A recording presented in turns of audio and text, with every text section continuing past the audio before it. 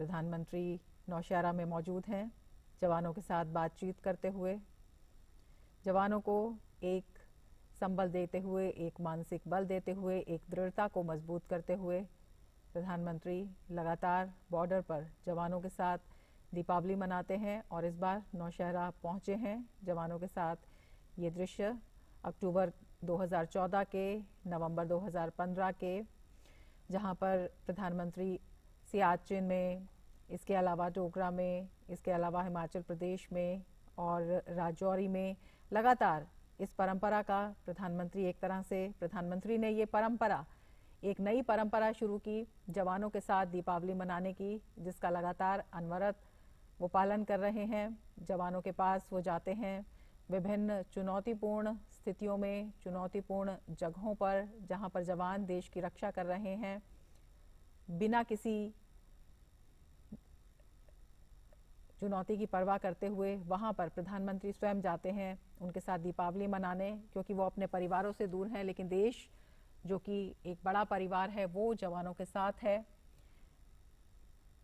इस बात का संकेत भी, संदेश भी प्रधानमंत्री देते हुए, और ये दृश्य कुछ देर पूर्व जब प्रधानमंत्री स्मारक पर गए और वहां पर शहीदों को उन्होंने श्रद्धांजलि अर्पित की।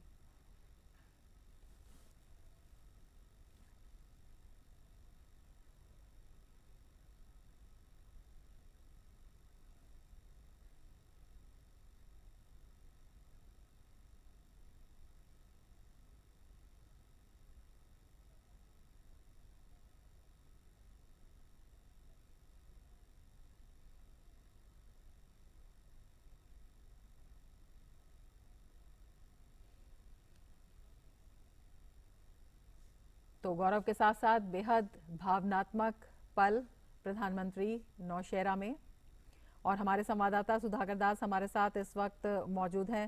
सुधाकर, दृश्यों के जरिए हम लगातार दिखा रहे हैं प्रधानमंत्री नौशहरा पहुंचे और वहां पर उन्होंने स्मारक पर शहीदों को श्रद्धांजलि भी अर्पित की और उसके साथ ही जवानों के साथ दीपावली प्रधानमंत्री आज मना रहे हैं।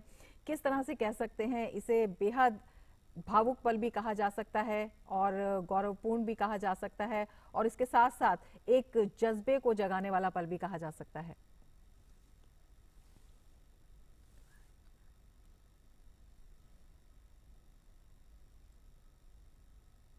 सुधाकर हमारे साथ जुड़ेंगे कुछ देर में, लेकिन हम आपको बता दें कि प्रधानमंत्री नौशहरा में हैं, जवानों के साथ दीपावली मनाने के लिए प्रधानमंत्री वहां पर पहुंचे हैं और सुधाकर हमारे साथ जुड़ गए हैं। सुधाकर, जिस तरह से प्रधानमंत्री वहां पर गए और जिस तरह से हम पूरे प्रधानमंत्री की इस नौशहरा यात्रा को देखें, वहां पर जवानों के साथ दिवाली मनाने का उनका पूरा अगर हम प्रसंग देखते हैं, जिस तरह से एक वीआईपी कल्चर को दरकिनार करते हुए प्रधानमंत्री एक आम परिवार के मुखिया की तरह वहां पर गए हैं, जवानों से मिल रहे हैं, वहां पर जवानों का हौसला बढ़ा रहे हैं। इसके साथ ही स्मारक पर उन्होंने जो शहीद हुए जवान देश की रक्षा में, उन्हें श्रद्धांजलि भी अर्पित की। किस तरह से कह सकते हैं एक जो केंद्र सरकार है उसकी संवेदनशीलता, इसके साथ ही एक गौरव की अनुभूति भी, और साथ ही जिसे हम कह सकते हैं कि अपनत्व का एक तार जोड़ना अपने आप में कितना महत्वपूर्ण हो जाता है।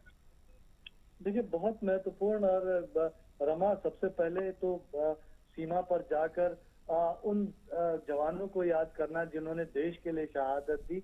और देखिए, आज जो हमारा देश जिस स्थिति में है, जो सुरक्षित है, जो एक तरह से आगे बढ़ने के सपने देख रहा है, जो देश आत्मनिर्भर भारत, नया भारत बुन रहा है, और उसके पीछे अगर सबसे बड़े अगर कोई वजह है तो वो इन जवानों की शहादत है, जिन्होंने अपने देश की रक्षा के लिए, मातृभूमि की रक्षा के लिए अपना सर्वस्व एक तरह से अर्पित कर दिया, अपने प्राणों की आहुति दे दी। और ये प्रधानमंत्री अगर ये जो सलामी दे रहे हैं वो 130 करोड़ देशवासियों की तरफ से उन तमाम शहीद जवानों को सलामी दे रहे हैं। सिर्फ नौशहरा सेक्टर में ही जो शहादत दी है, उनकी ही जो देश पर शहीद हुए हैं, हजारों जवान, हजारों की संख्या है।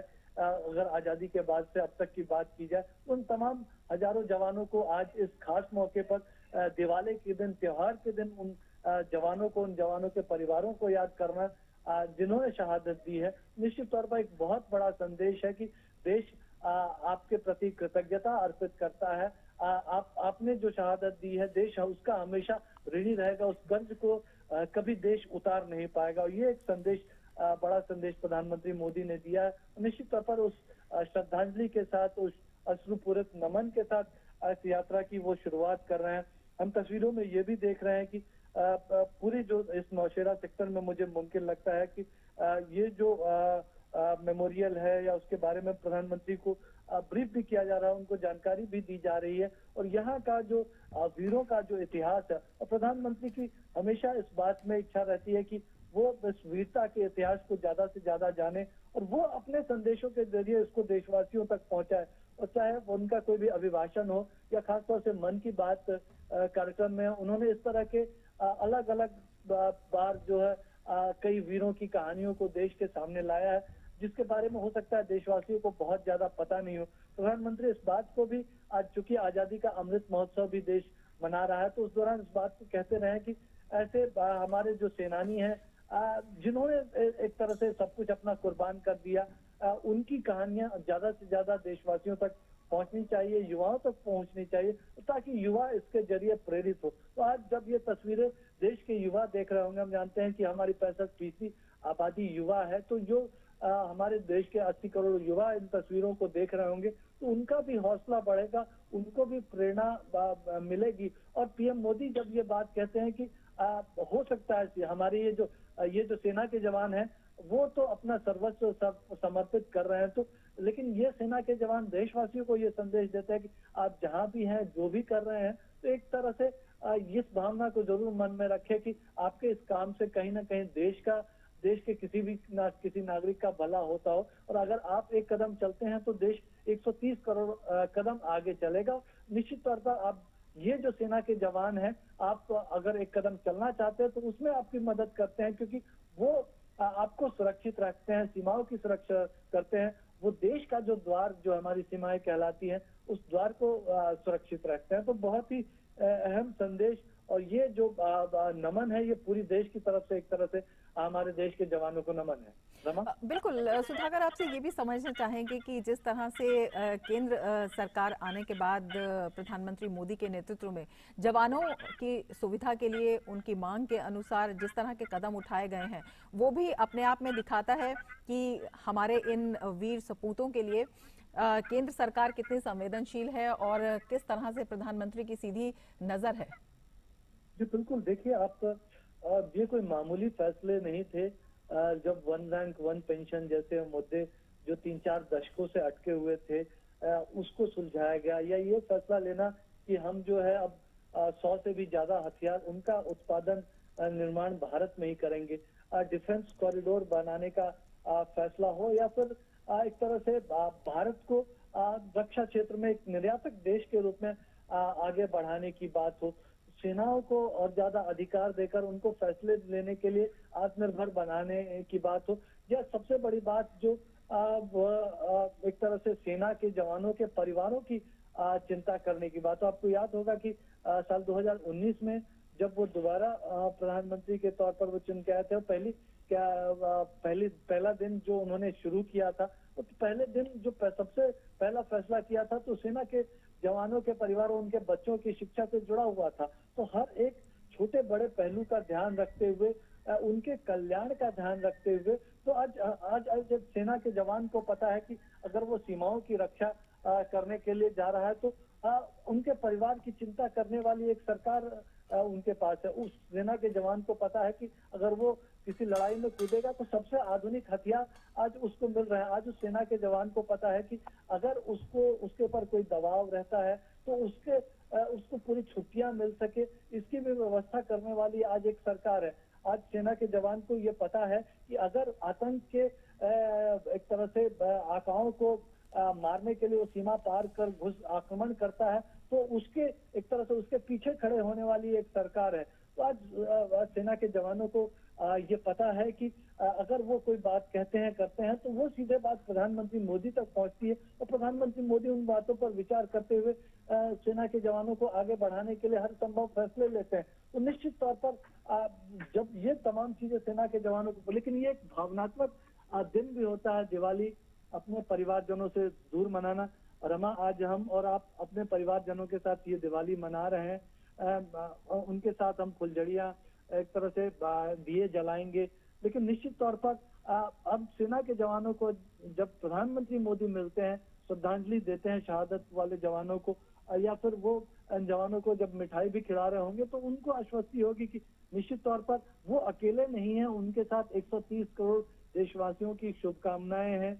एक तरह से हर एक भारतवासी अपने सेना के जवानों के नाम का दिया अपने घरों में जला रहा होगा, उनकी भी सुरक्षा के लिए प्रार्थना कर रहा होगा। तो एक तरह से ये भावना जरूर प्रधानमंत्री के दौरे से रिफ्लेक्ट होती है। रमा, बिल्कुल सुधाकर, आप बने रहे हमारे साथ वरिष्ठ पत्रकार रोशन गौड़ भी जुड़ गए हैं। रोशन जी, बहुत बहुत स्वागत है आपका डीडी न्यूज में, और बहुत बहुत दीपावली की शुभकामनाएं आपको। और प्रधानमंत्री नौशहरा पहुंचे हुए हैं और दिवाली मना रहे हैं जवानों के साथ। लगातार प्रधानमंत्री जब से प्रधानमंत्री बने हैं तब से जवानों के साथ बॉर्डर पर जाकर, विभिन्न चुनौतीपूर्ण स्थितियों पर जाकर, जगहों पर जाकर जवानों के साथ दिवाली मनाते हैं। कितना बड़ा संदेश है और कितना बड़ा संकेत है? सबसे पहले तो आपको और मैं पूरे देशवासियों को दीपावली की शुभकामनाएं देना चाहता हूं। और दूसरी बात जो आपने कही कि प्रधानमंत्री जी हर साल जाते हैं, जब से वो सत्ता में आए हैं, हर साल वो सैनिकों के साथ दिवाली मनाते हैं। और ये जो उन्होंने जगह चुनी है नौशेरा की, असल में आप देख रहे होंगे कि हमारी पूरी जो एलएसी है, एलओसी है, दोनों तरफ से हमको चुनौती मिल रही है, तनाव है। इस तनाव के बीच नौशेरा जाना, ये सैनिकों के आत्म जो उनको प्रेरित करना, उनको उनके अंदर जोश भरना, ये बहुत बड़ा मैसेज है कि सैनिक अकेले नहीं है। वो अकेले ही ठंड में, गर्मियों में या सर्दियों में, बर्फ में अकेले नहीं रह रहे हैं, बल्कि उनके साथ पूरा देश खड़ा है और देश के प्रधानमंत्री उनके साथ खड़े हैं। तो बेसिकली ये जो सैनिकों का उत्साह वर्धन करना होता है, उनकी दुख सुख में शामिल होना होता है, ये बहुत बड़ा संदेश जाता है। और इसी कारण हमारा सैनिक, हमारे जो भारतीय सेना है, तीनों सेना है, वो किस तरह से अपने सब कुछ तन मन से इस देश की सेवा में लगे हुए हैं। और ये आप देखते हैं कि अभी ठंडियों का मौसम शुरू होने वाला है और लद्दाख में जो एलएसी हमारी, वहां -50 डिग्री टेम्परेचर चला जाता है। इन परिस्थितियों में, विकट परिस्थितियों में हमारे सैनिक रहते हैं, और उनके बीच प्रधानमंत्री का जाना ये बहुत बड़ा संदेश देता है। और मुझे लगता है कि पूरा देश इसमें, पूरा देश का एक एक नागरिक हमारे सैनिकों के साथ। बिल्कुल रोशन जी, प्रधानमंत्री जब फॉरवर्ड पोस्ट का दौरा भी करते हैं, जवानों से बातचीत भी करते हैं, तो कितना बड़ा एक संदेश उन लोगों को भी जाता है जो हमेशा नापाक मंसूबे बनाते रहते हैं सीमा पार, और कितनी बड़ी एक चुनौती उनके सामने भी, और किस तरह से पूरा देश एकजुट खड़ा है, जवान जो है एक साथ खड़े हैं और देश का शीर्ष नेतृत्व वहां पर है, तो कितनी मजबूती, कितनी एकजुटता इसमें अपने आप में दिखाई देती है। देखिए, प्रधानमंत्री जी का सैनिकों के बीच जाना ही अपने आप में बहुत बड़ा संदेश है। इसका मतलब है कि पूरा देश हमारे सैनिकों के साथ एकजुट खड़ा है। जो आपने बात कही कि जो दोनों जो हमारे बॉर्डर है, एलओसी और एलएसी, जो ईस्ट लद्दाख की तरफ से, चाइना की तरफ से चुनौती मिल रही है, और पश्चिम में हमारी एलओसी की तरफ से, पाकिस्तान की तरफ से चुनौती मिल रही है। उसके अलावा जो घुसपैठ हो रही है, जो छद्मवेश में जो पाकिस्तान की तरफ से आतंकवादी गतिविधियां चलती हैं, उन सब के लिए भी ये संदेश है। और प्रधानमंत्री का जाने का मतलब होता है कि हमारी जो सुरक्षा व्यवस्था है वो थोड़ी सी और मजबूत हो जाती है। चाहे क्योंकि सैनिक तो हमारे 24 आवर अलर्ट पर रहते हैं, उनके साथ जो हमारी पैरामिलिट्री फोर्सेस हैं, जो हमारी पुलिस है, स्थानीय पुलिस है, वो सारे अलर्ट पर आ जाते हैं। और जो छोटी मोटी अगर कहीं कोई कमी रह जाती है तो उसकी भी समीक्षा हो जाती है। तो प्रधानमंत्री जी का जाना पूरे देश की तरफ से एक संदेश देना कि हम सब आपके साथ हैं। और इसीलिए हमारे जो सैनिक हैं, जब से ये सरकार आई, आप देखिए कि सैनिकों को प्रधानमंत्री ने कितनी ज्यादा शक्तियां दे दी हैं उनकी। चाहे वो सेना की आवश्यक खरीद होती है, उसमें जो हमारे जनरल हैं उनको पावर दी गई है। फिर हमारे मेक इन इंडिया के तहत उनको शक्तियां दी जा रही हैं। तो हर स्तर पे, और यहाँ तक कि अगर आपने हमारे सैनिकों की तरफ से सुना होगा, हमारे जनरल की तरफ से सुना होगा कि उनको फ्री हैंड है।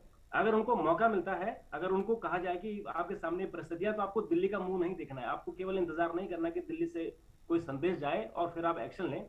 वो लोग एक्शन लेते हैं। और यही कारण है कि आज हम जो डटे हुए हैं, जो हम एलएसी पर डटे हुए हैं पिछले 2 ढाई साल से, वो इसका कारण ही यही है कि हम पूरी देश की तरफ से, प्रधानमंत्री की तरफ से, इस पूरी सरकार की तरफ से सेना को पूरी शक्ति है, सेना को फ्री हैंड है कि आप पूरी जुटता से, एकजुटता से लड़िए और आपको जो भी सुविधाएं चाहिए, जो भी आपको आपकी जरूरतें होंगी, उनको ये देश पूरा करेगा और आप देश की रक्षा में जुट जाइए। और देश की रक्षा के साथ आपके साथ पूरा देश खड़ा है, तो ये बहुत बड़ा संदेश है। बिल्कुल। और रक्षा क्षेत्र में जो इस तरह के बदलाव आए हैं, लंबे समय से जो मांगे थी वो पूरी हुई हैं, कितनी बड़ी राजनीतिक इच्छा शक्ति का ये एक द्योतक है जब हम बात करते हैं OROP की, या फिर जिस तरह से निर्णय लेने की क्षमता की या फ्रीडम की जो आपने बात बताई है। काफी लंबे समय से इन चीजों की जरूरत भी थी, मांग भी थी। या रक्षा क्षेत्र में देश जिस तरह से आत्मनिर्भरता हासिल कर रहा है उसमें मजबूत होती सेना की, तो कितनी मजबूती आप देखते हैं, कितनी बड़ी राजनीतिक इच्छा शक्ति आप देखते हैं, और किस तरह से इसे और ज्यादा चाक चौबंद बनाया गया है? देखिए, जो वन रैंक वन पोस्ट वाली बात है, कई सालों से मैं खुद चूंकि डिफेंस भी कवर करता हूं, तो मैं देखता हूं कि कई सालों से सैनिकों की तरफ से या जो हमारे पूर्व सैनिक थे उनकी तरफ से आंदोलन भी हुए, लेकिन इस पे निर्णय नहीं लिया गया। स्टैंडिंग कमेटी ने तक रिकमेंडेशन कर दिया था कि इसमें बहुत ज्यादा पैसा इन्वॉल्व नहीं है, इसमें सम्मान ज्यादा इन्वॉल्व है। तो ये सरकार आई और सरकार ने वन रैंक वन पोस्ट कर दिया, और आज हमारा सैनिक जो इसमें सर्विंग है और जो रिटायर हो गया, दोनों इससे खुश है। दूसरा, जो मेक इन इंडिया के तहत, क्योंकि अभी तक हमारे देश में जितने भी जो साजो सामान था वो सारा विदेशों से आता था और हम लोग डिपेंड करते थे उन पे। तो जब मेक इन इंडिया के तहत कार्रवाई शुरू हुई और जो FDI था, डिफेंस क्षेत्र में FDI को खोला गया, वो हालांकि उसमें बहुत सारे लोगों ने ऑब्जेक्शन भी किया था और आपत्ति जताई थी कि डिफेंस में FDI नहीं होना चाहिए, लेकिन खोला गया। और उसमें जब अरुण जेटली जी डिफेंस मिनिस्टर थे तो उनका तर्क था कि अभी हम 100% बाहर से ले रहे हैं, अगर हम 50% हमारे देश में अगर FDI हम अलाउ करते हैं तो 50% कंपनियां हमारे देश में आएंगी और यहाँ यहीं हमारे देश में ही वो सेना का जो सामान है, जो उनके जरूरत की चीजें हैं, वो यहीं उनका प्रोडक्शन होगा। तो इसका मतलब 50% यहाँ होगा। फिर हमने एक चीज अभी आपने देखा कि जो राफेल जहाज खरीदे थे उनमें एक शर्त हमारे साथ हुई है, हमने जो उनके साथ शर्त की है कि आप यहाँ अपनी जो टेक्नोलॉजी है उसको ट्रांसफर करेंगे और बाकी जहाजों का निर्माण हमारे देश में होगा। तो ये बहुत बड़ी चीज है कि आपका जो टेक्नोलॉजी है उसको ट्रांसफर करना है। हम केवल आपसे सामान नहीं ले रहे, हम सामान के साथ आपसे टेक्नोलॉजी ट्रांसफर भी ले रहे हैं और अब हमारे लोगों को यहाँ ट्रेन करेंगे और हम जो भविष्य में जो भी सामान बनेगा वो मेक इन इंडिया के तहत बनेगा। और बहुत सारे निर्णय लिए, अभी आपने 2 दिन पहले ही देखा होगा कि 7,900 करोड़ रुपए का एक सेना के लिए सामान के लिए जो हेलीकॉप्टर है वो उनकी मंजूरी दी गई है, और उससे पहले भी 14,000 करोड़ की एक मंजूरी मिली। तो ये सेना को मजबूत करने के लिए, कि जो कहते थे कि हमारे पास गोला बारूद कम है या हमारे पास जो उसकी ऑर्डिनेंस फैक्ट्री की शिकायतें आती थी कि उनके पास क्वालिटी गोला बारूद नहीं होता है, तो वो भी सरकार ने कर दिया कि ऑर्डिनेंस फैक्ट्री की जगह अब 5-6 कंपनियां खोल दी हैं और उन कंपनियों को कहा कि आप जो इंटरनेशनल लेवल का जो क्वालिटी है उस लेवल के आप हमारे सेना के लिए साजो सामान बनाइए ताकि उनको कोई दिक्कत ना हो। तो बहुत सारे निर्णय लिए हैं जो सेना को इसमें एक तो फ्री हैंड दिया गया है, उनकी जो खरीद की जो क्षमता है उसमें शक्तियां दी गई हैं, यहां तक कि केवल जनरल लेवल पे नहीं, केवल चीफ लेवल पे नहीं, दूसरे और तीसरे रैंक तक का, यहां तक कि ब्रिगेडियर रैंक तक को भी खरीद की छूट दी गई है, उनको परमिशन दी गई है। तो यहाँ इसका मतलब है कि सेना को फ्री हैंड है, आप काम करिए, जितना आपको जो जरूरत है वो कीजिए। और यहाँ पे जो सेंटर में जो उसकी चाहे वो CCS है उसमें डिसीजन होते हैं या रक्षा मंत्री के स्तर पे निर्णय होते हैं, तो ये बहुत बड़ा सुधार हुआ है। जो रक्षा क्षेत्र को एक बंद कमरे में टाइप उसको बिठा रखा था, अब कम से कम उसको खुली छूट दी गई है कि आप जाइए और देश की जो जरूरत है उसके हिसाब से कदम उठाइए। बिल्कुल रोशन जी, लंबे समय से जो फैसले लंबित पड़े थे या जो मांग हो रही थी उनको न केवल सुलझाया गया बल्कि एक तर्क संगत निर्णय पर, फैसले पर आया गया।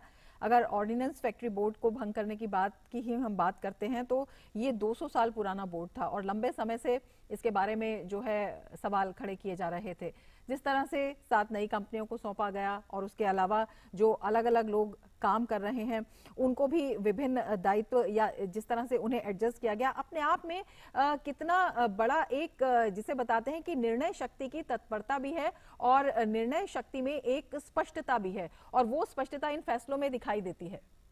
बिल्कुल, देखिए जो ऑर्डिनेंस फैक्ट्री बोर्ड की बात है 200 साल पुराना है जी, और जब समय बदलता है, चीजें बदलती हैं, टेक्नोलॉजी बदलती है, तो उसके हिसाब से उसमें भी सुधार की जरूरत होती है। लेकिन ऑर्डिनेंस फैक्ट्री के बारे में हमेशा शिकायत आती थी, सेना की तरफ से शिकायत हुई थी कि जो वो बम गोले बारूद बनाते हैं वो कभी कभी मिस हो जाते हैं, वो या कभी वो सैनिकों के हाथ में ही ग्रेनेड फूट जाते हैं। इस तरह की शिकायतें आती थी। तो वो उन शिकायतों पे विचार करने के लिए बहुत सारी कमेटियां बनी, कमेटियों ने अपनी रिपोर्ट दी। उस जी,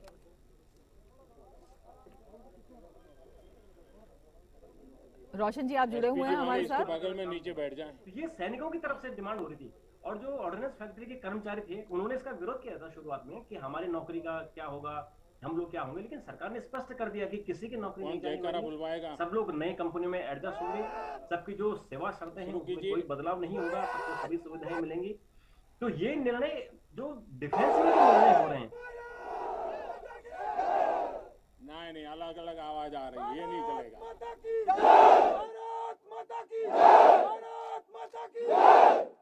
अच्छा मैं बुलवाता हूँ, एक आवाज आनी चाहिए जोरों से। भारत माता की, भारत माता की, भारत माता की।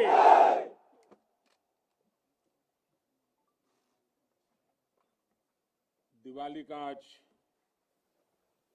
पावन त्योहार है और हर किसी का मन करता है कि दिवाली अपने परिवार के लोगों के बीच में मनाए।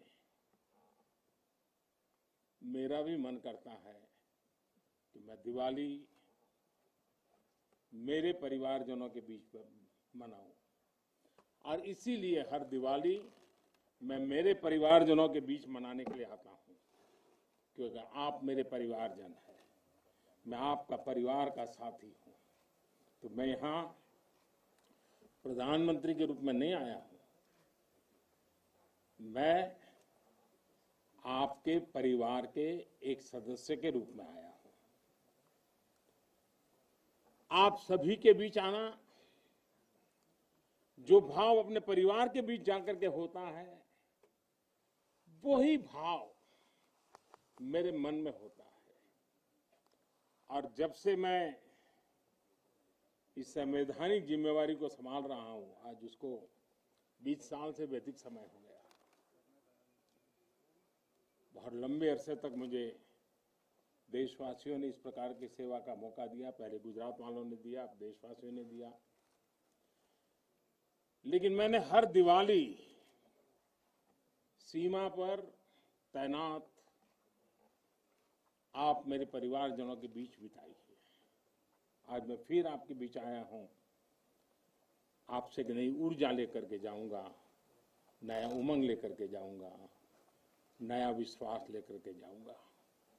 लेकिन मैं अकेला नहीं आया हूं, मैं मेरे साथ 130 करोड़ देशवासियों के आशीर्वाद आपको लेकर के आया हूं। ढेर सारा आशीर्वाद लेकर के आया हूं आपके लिए। आज शाम को दिवाली पर एक दिया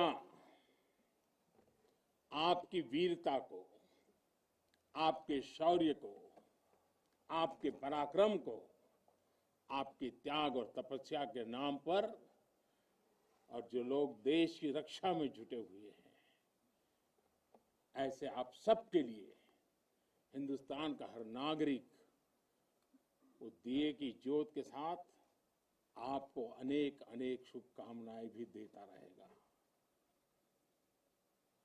और आज तो मुझे पक्का विश्वास है कि आप घर पर बात करेंगे, हो सका तो फोटो भी भेज देंगे, और मुझे पक्का विश्वास आप कहेंगे हाँ यार इस बार तो दिवाली कुछ और थी, कहेंगे ना। देखिए आप रिलैक्स हो जाइए, आप कोई आपको देखते नहीं, आप चिंता मत कीजिए।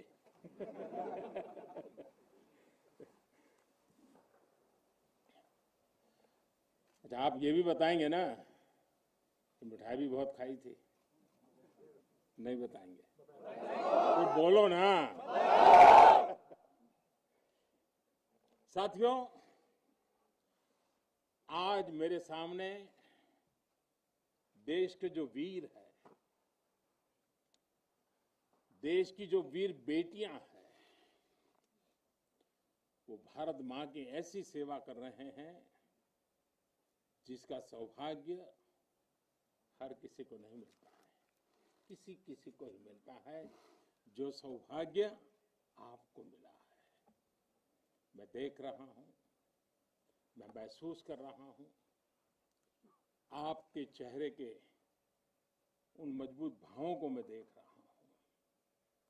आप संकल्पों से भरे हुए हैं और यही आपके संकल्प, यही आपके पराक्रम की पराकाष्ठा करने की भावनाएं, चाहे हिमालय हो, रेगिस्तान हो, बर्फीली चोटियां हो, गहरे पानी हो, कहीं पर भी आप लोग मां भारती का एक जीता जागता सुरक्षा कवच है। आपके सीने में वो जज्बा है जो 130 करोड़ देशवासियों को भरोसा होता है, वो चैन की नींद सो सकते हैं। आपके सामर्थ्य से देश में शांति और सुरक्षा, एक निश्चिंतता होती है, एक विश्वास होता है। आपके पराक्रम की वजह से हमारे पर्वों में प्रकाश फैलता है, खुशियां भर जाती हैं, हमारे पर्वों में चार चांद लग जाते हैं।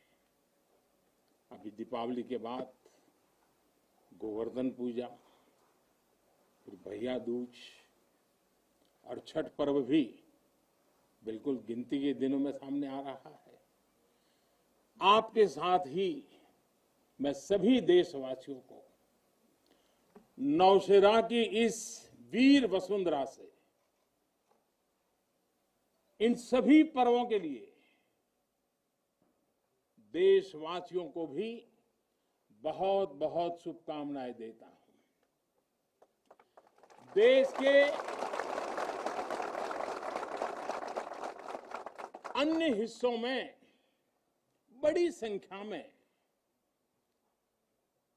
लोग आज दिवाली का जब दूसरा दिन होता है तो नववर्ष की भी शुरुआत करते हैं, और हमारे यहाँ तो हिसाब किताब भी दिवाली से पूरा होता है और दिवाली के दूसरे दिन से शुरू होता है।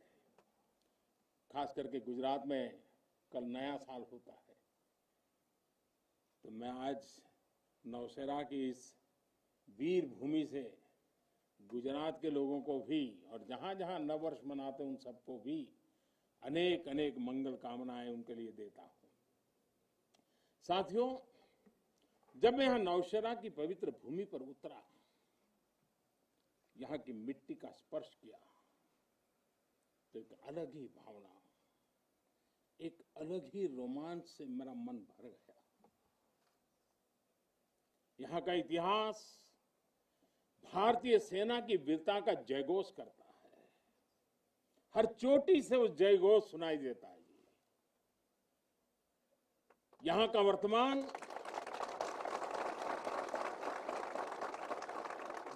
वर्तमान आप जैसे वीर जवानों की वीरता का जीता जागता उदाहरण है। वीरता का जिंदा सबूत मेरे सामने मौजूद है। नौशेरा ने हर युद्ध का, हर छद्म का, हर षड्यंत्र का माकूल जवाब देकर कश्मीर और श्रीनगर के प्रहरी का काम किया है। आजादी के तुरंत बाद ही दुश्मनों ने इस पर नजर खड़ा करके रखी हुई थी। नौशेरा पर हमला हुआ, दुश्मनों ने ऊंचाई पर बैठकर इस पर कब्जा जमाने की कोशिश की, और अभी जो मुझे पूरा वृत्त वीडियो समेत सारी चीजें मुझे देखना समझने का मौका मिला, और मुझे खुशी है कि नौशेरा के जाबाजों के शौर्य के सामने सारी साजिशें धरी की धरी रह गई। दोस्तों, भारत माता की भारत माता की भारत माता की। भारतीय सेना की ताकत क्या होती है, इसका एहसास दुश्मन को शुरुआत के दिनों में ही लग गया था जी।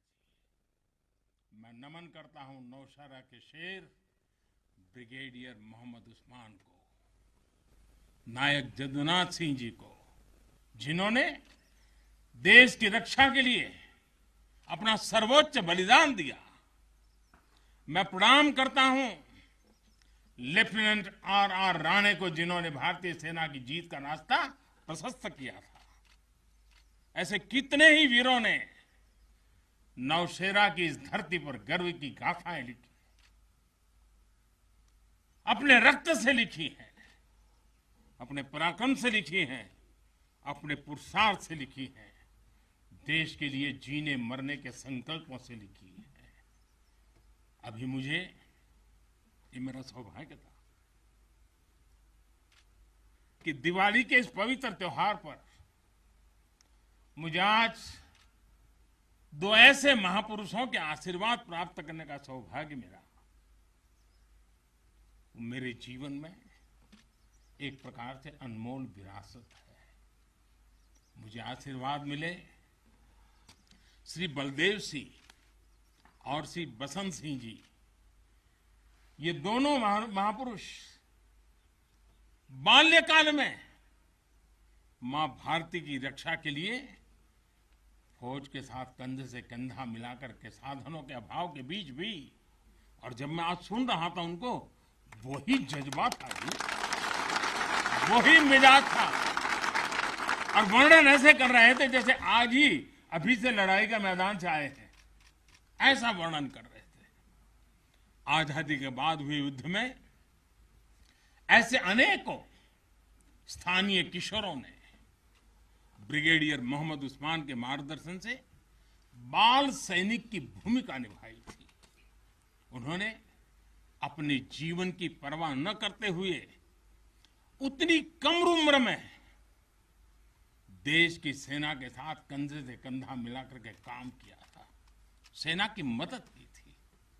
नौशेरा के शौर्य का ये सिलसिला तब से जो शुरू हुआ, न कभी रुका है, न कभी झुका है। यही तो नौशेरा है। भारत माता की भारत माता की भारत माता की। सर्जिकल स्ट्राइक में यहां की ब्रिगेड ने जो भूमिका निभाई, वो हर देशवासी को गौरव से भर देता है।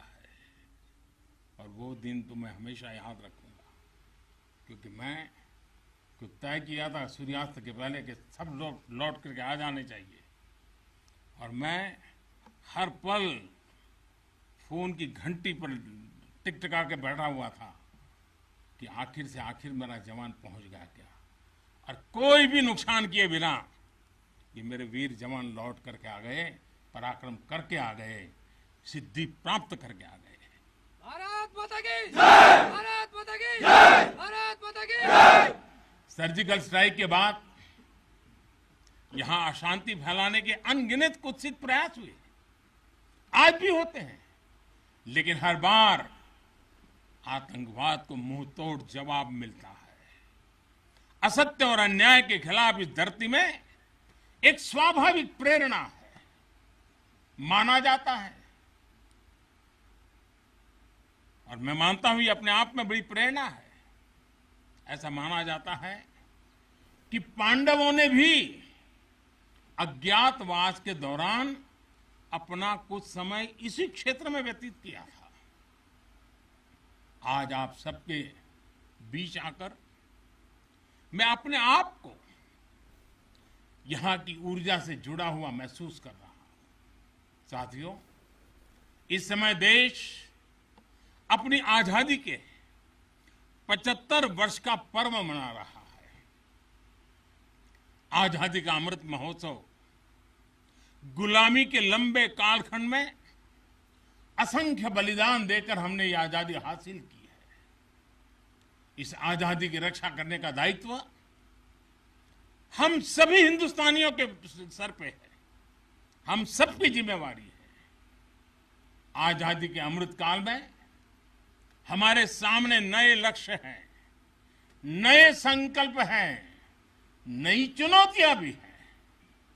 ऐसे महत्वपूर्ण कालखंड में आज का भारत अपनी शक्तियों को लेकर भी सजग है और अपने संसाधनों को लेकर भी। दुर्भाग्य से पहले हमारे देश में सेना से जुड़े संसाधनों के लिए ये मान लिया गया था कि हमें जो कुछ भी मिलेगा विदेशों से ही मिलेगा। हमें टेक्नोलॉजी के मामले में झुकना पड़ता था, ज्यादा पैसे खर्च करने पड़ते थे। नए हथियार, नए उपकरण खरीदने होते थे तो प्रक्रिया सालों साल चलती रहती थी। यानी एक अफसर फाइल शुरू करें, वो रिटायर्ड हो जाए, तब तक भी चीज नहीं पहुंचती थी। ऐसा ही कालखंड था। नतीजा ये कि जरूरत के समय हथियार फिर आपाधापी में खरीदे जाते थे। यहां तक कि स्पेयर पार्ट्स के लिए भी हम दूसरे देशों पर निर्भर रहते थे। साथियों, डिफेंस सेक्टर में आत्मनिर्भरता का संकल्प उन पुरानी स्थितियों को बदलने का एक सशक्त मार्ग है। देश के रक्षा खर्च के लिए जो बजट होता है, अब उसका करीब 65% देश के भीतर ही खरीदी पर खर्च हो रहा है। हमारे देश ये सब कर सकता है, करके दिखाया है। एक अभूतपूर्व कदम उठाते हुए अब भारत ने ये भी तय किया है कि 200 से ज्यादा साजो सामान और उपकरण अब देश के भीतर ही खरीदे जाएंगे। आत्मनिर्भर भारत का यही तो संकल्प है। अगले कुछ महीनों में इसमें और सामान जुड़ने वाले हैं। देश को आत्मनिर्भर बनाने वाली ये पॉजिटिव लिस्ट और लंबी हो जाएगी। इससे देश का डिफेंस सेक्टर मजबूत होगा, नए नए हथियारों उपकरणों के निर्माण के लिए निवेश बढ़ेगा। साथियों, आज हमारे देश के भीतर अर्जुन टैंक बन रहे हैं, तेजस जैसे अत्याधुनिक लाइट कॉम्पैक्ट एयरक्राफ्ट बन रहे हैं। अभी विजयादशमी के दिन 7 नई डिफेंस कंपनियों को भी राष्ट्र को समर्पित किया गया है। हमारी जो ऑर्डिनेंस फैक्ट्रीज थी, वो अब स्पेशलाइज्ड सेक्टर में आधुनिक रक्षा उपकरण बनाएगी। आज हमारा प्राइवेट सेक्टर भी राष्ट्र रक्षा के संकल्प का सारथी बन रहा है। हमारे कई नए डिफेंस स्टार्टअप्स आज अपना परचम लहरा रहे हैं। हमारे नौजवान 20, 22, 25 साल के नौजवान क्या क्या चीजें लेकर के आ रहे हैं, गर्व होता है। साथियों, उत्तर प्रदेश और तमिलनाडु में बन रहे डिफेंस कॉरिडोर इस स्पीड को और तेज करने वाले हैं। ये सारे कदम जो आज हम उठा रहे हैं, वो भारत के सामर्थ्य के साथ साथ डिफेंस एक्सपोर्टर के रूप में हमारी पहचान को भी सशक्त करने वाले हैं। साथियों, हमारे शास्त्रों में कहा गया है, को अति भारः समर्था नाम, यानी जो समर्थ होता है उसके लिए अति भार मायने नहीं रखता। वो सहज ही अपने संकल्पों को सिद्ध करता है।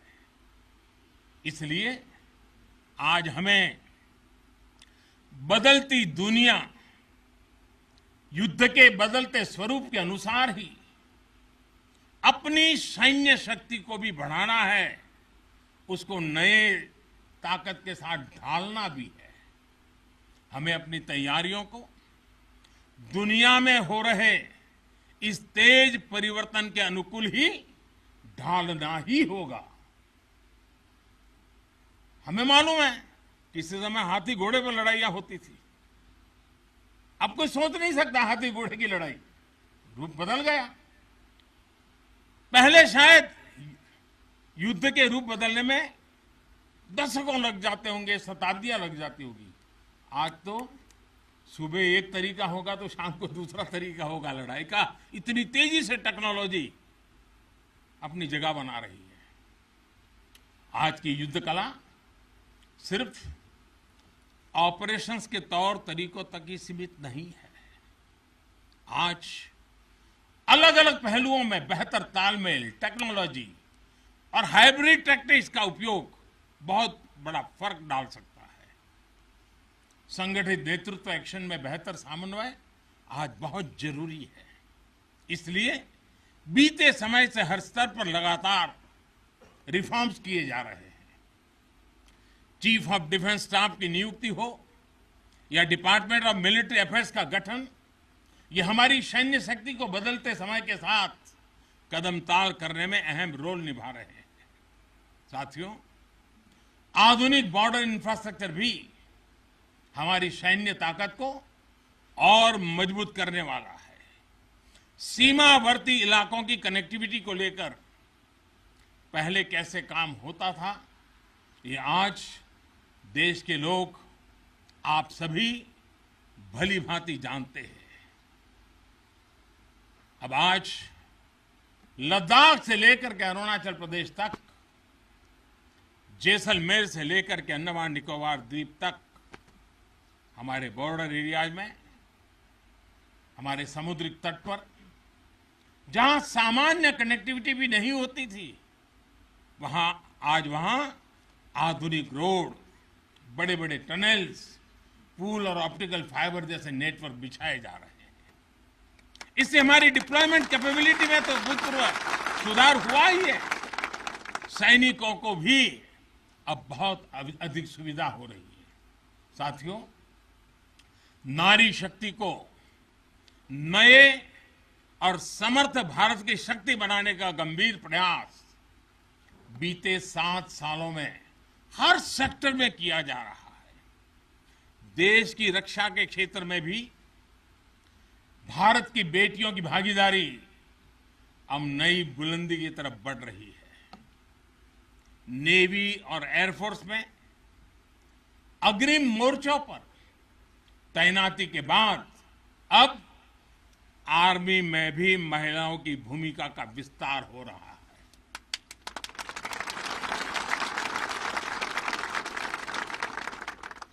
मिलिट्री पुलिस के द्वारा बेटियों के लिए खोलने के बाद अब महिला अफसरों को परमानेंट कमीशन देना इसी भागीदारी के विस्तार का ही हिस्सा है।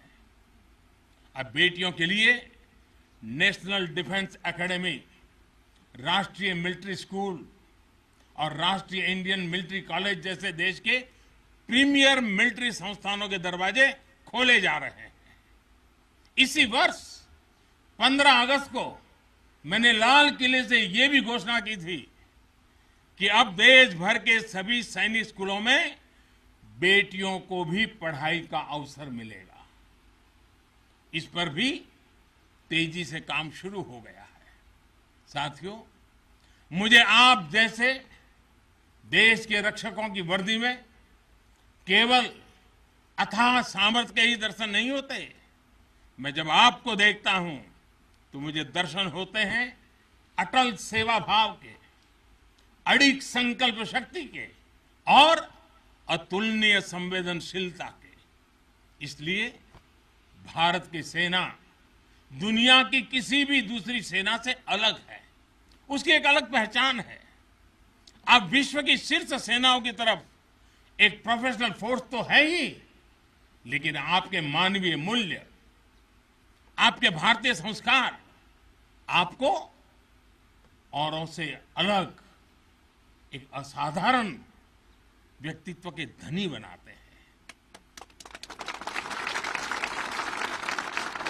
आपके लिए सेना में आना एक नौकरी नहीं है,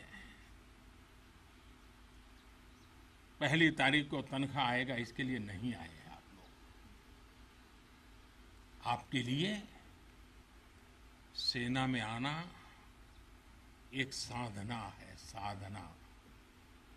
जैसे कभी ऋषि मुनि साधना करते थे ना, मैं आपके हर एक के भीतर वो साधक का रूप देख रहा हूं। और आप मां भारती की साधना कर रहे हैं। आप जीवन को उस ऊंचाई पर ले जा रहे हैं कि जिसमें 130 करोड़ देशवासियों की जिंदगी जैसे आपके भीतर समाहित हो जाती है। ये साधना का मार्ग है।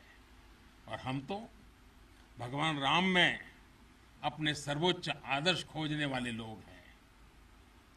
लंका विजय करने के बाद भगवान राम जब अयोध्या लौटे थे तो यही उद्घोष करके लौटे थे, अपि स्वर्णमयी लंका न मे लक्ष्मण रोचते, जननी जन्मभूमिश्च स्वर्गादपि गरीयसी। यानी सोने और समृद्धि से भरपूर लंका को हमने जीता जरूर है, लेकिन हमारी ये लड़ाई हमारे सिद्धांत और मानवता की रक्षा के लिए थी। हमारे लिए तो हमारी जन्मभूमि हमारी है, हमें वहीं लौटकर उसी के लिए जीना है। भारत माता की जय, भारत माता की जय, भारत माता की जय। और इसलिए जब प्रभु राम लौटकर आए तो पूरी अयोध्या ने उनका स्वागत एक मां के रूप में किया। अयोध्या के हर नर नारी ने, यहां तक कि पूरे भारतवर्ष ने दिवाली का आयोजन कर दिया। यही भाव हमें औरों से अलग बनाता है। हमारी यही उदात्त भावना हमें मानवीय मूल्यों के उस अमर शिखर पर विराजमान करती है जो समय के कोलाहल में, सभ्यताओं के हलचल में भी अड़िग रहती है। इतिहास बनते हैं, इतिहास बिगड़ते हैं, सत्ताएं आती हैं, सत्ताएं जाती है, साम्राज्य आसमान छूते हैं, ढहते हैं, लेकिन भारत हजारों साल पहले भी अमर था, भारत आज भी अमर है और हजारों साल बाद भी अमर रहेगा। भारत माता की जय, भारत माता की जय। हम राष्ट्र को शासन, सत्ता और साम्राज्य के रूप में नहीं देखते।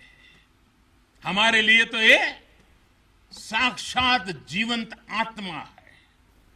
इसकी रक्षा हमारे लिए केवल भौगोलिक रेखाओं की रक्षा भर नहीं है। हमारे लिए राष्ट्र रक्षा का अर्थ है इस राष्ट्रीय जीवंतता की रक्षा, राष्ट्रीय एकता की रक्षा और राष्ट्रीय अखंडता की रक्षा। इसलिए हमारी सेनाओं में आकाश छूता शौर्य है तो उनके दिलों में मानवता और करुणा का सागर भी है। इसलिए हमारी सेनाएं केवल सीमाओं पर ही पराक्रम नहीं दिखाती। जब देश को जरूरत पड़ती है तो आप सब आपदा, विपदा, बीमारी, महामारी से देशवासियों की हिफाजत के लिए मैदान में उतर आते हैं। जहां कोई नहीं पहुंचे वहां भारत की सेनाएं पहुंचे। ये आज देश का एक अटूट विश्वास बन गया है। हर हिंदुस्तानी के मन में से ये भाव अपने आप प्रकट होता है। ये आ गए ना, अरे चिंता नहीं, अब हो गया। ये छोटी चीज नहीं। आप देश की अखंडता और सार्वभौमिकता के प्रहरी हैं। एक भारत श्रेष्ठ भारत के संकल्प के प्रहरी हैं। मुझे पूरा भरोसा है कि आपके शौर्य की प्रेरणा से हम अपने भारत को शीर्ष ऊंचाइयों तक लेकर जाएंगे। साथियों, दीपावली की आपको भी शुभकामना है, आपके परिवारजनों को शुभकामना है और आप जैसे वीर बेटे बेटियों को जन्म देने वाली उन माताओं को भी मेरे प्रणाम है। भारत माता की जय।